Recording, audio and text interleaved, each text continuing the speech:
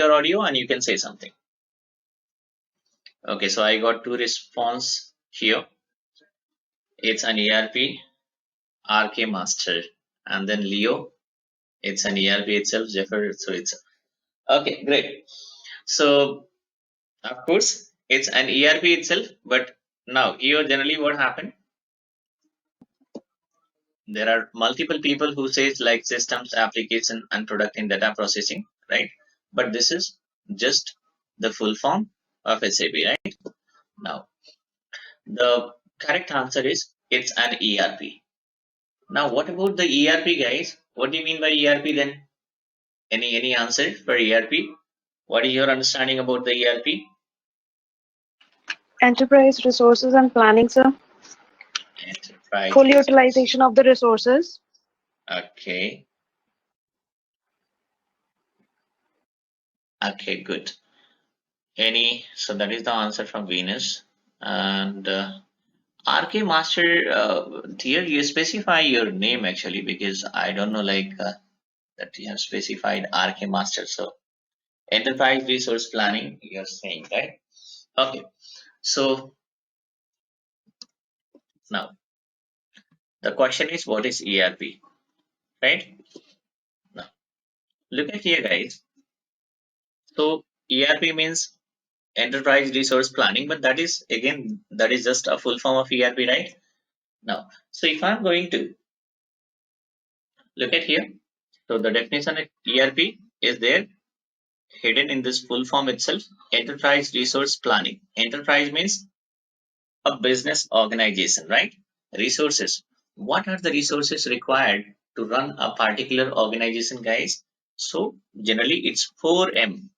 Here 6M is specified here, 6M like money, manpower, material, machinery, marketing, methods and all. But at least money, man, material and machinery, these are the 4M, which is pretty essentials to run a particular organization, right? And planning about what?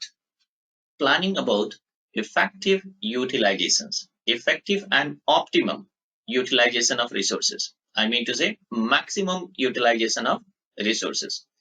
So if you talk about the simplest definition here, it's a software which helps an organization to manage their resources effectively and efficiently.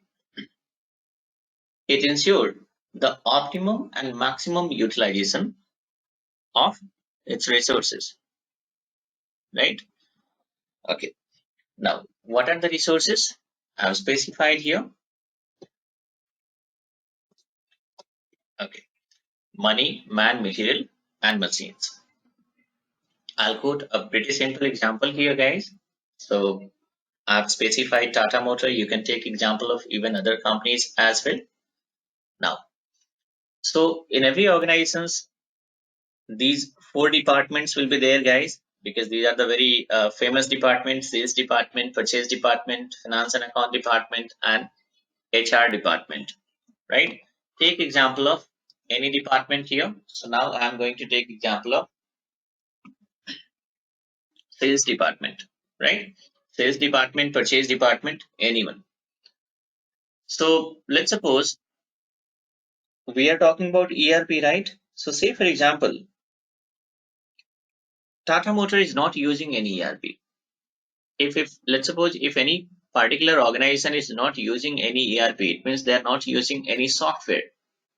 Then how they're going to manage all the transactions? Because in a particular organization, daily basis, various transactions are taking place. So how those transactions are going to be managed by people?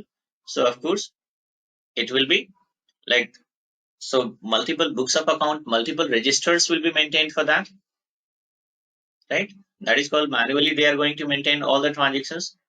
Books of account will be there, registers will be there, sales registers, purchase registers, petty cash registers, and multiple other registers where all the relevant transactions are going to be recorded manually, right?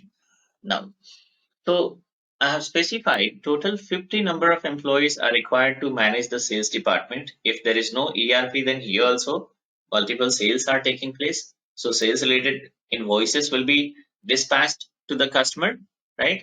Those invoices, how the tracking will happen of those invoices. So that is supposed to be recorded somewhere, right? So there'll be a sales register where these all invoices are going to be recorded, right? Okay. After some time, let's suppose if the customers are going to make certain returns also, so that is called customer returns. That is also supposed to be specified somewhere. Even like after a specified time limit, the customer will make payment also. So those payments are also going to be recorded somewhere, customer payment, right? Now, so half of the people involved in day-to-day transaction posting, in the sense recording, and remaining half involved in report preparations. Report preparations are also required, guys, because management is pretty interested for this SAP, sorry, not SAP, for the particular reports like what is their daily sales, weekly sales, monthly sales, quarterly sales, right? Again, they will compare with the previous year sales, and then they want to know like, okay, what is the percentage growth if we compare from previous year, if we compare previous to previous year. So likewise, various kind of reports are required, right? Customer aging reports means how many customers are there, which is like already, let's suppose if we talk about the customers, right? Let me, okay. So there is a negotiations between like Tata Motor and whichever the customers are there, that the payment supposed to be made in 30 days. It means whatever, take example of any manufacturing organization, guys. So let's suppose whatever the goods are being sold, guys, that will be sold on credit basis only. It means we have sold the goods today, and the payment is going to be received from customer side after 30 days or 60 days, right? So that is called terms of payment. That is going to be negotiated between customer and the sales department of Tata Motor. Tata Motor, I have quoted example of Tata Motor. That is why I'm saying Tata Motor. So let's suppose if 30 days are already completed, still if we have not received the payment, right? So that is called the invoice become overdue, right? So even the management required, even that is called customer aging report. Aging report in the sense like, let's suppose certain invoice become overdue by a margin of 30 days, right? Certain invoice become overdue by a margin of 60 days. It means the payment was supposed to be received 60 days earlier itself, but still the customer has not made payment, right? So various such kind of reports are required, guys. Once we proceed further, one by one, we'll discuss about these all things.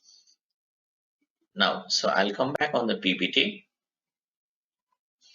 So total number of employees in sales department 50, out of which 25 people involved for day-to-day transaction posting or recording, remaining 25 people involved in report preparations, right? This is the case and situation before the ERP, if there is no any ERP. Now, what will happen post ERP or post, like we can say SAP, let's suppose if they have decided to go for a particular software, ERP, so-called SAP itself. So if the SAP is going to be implemented in Tata Motor, let's suppose for sales department itself, then what is happening, guys? Only 25 people required for day-to-day transaction posting. Why 25 people required, guys? Because now whatever the physical registers are there, that is going to be converted into digital registers. It means instead of maintaining this physical registers, all the transactions are going to be posted, what to say, by using this ERP, a software, right?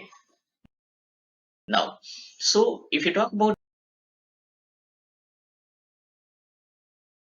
the volume of transactions, the volume of transactions will be same,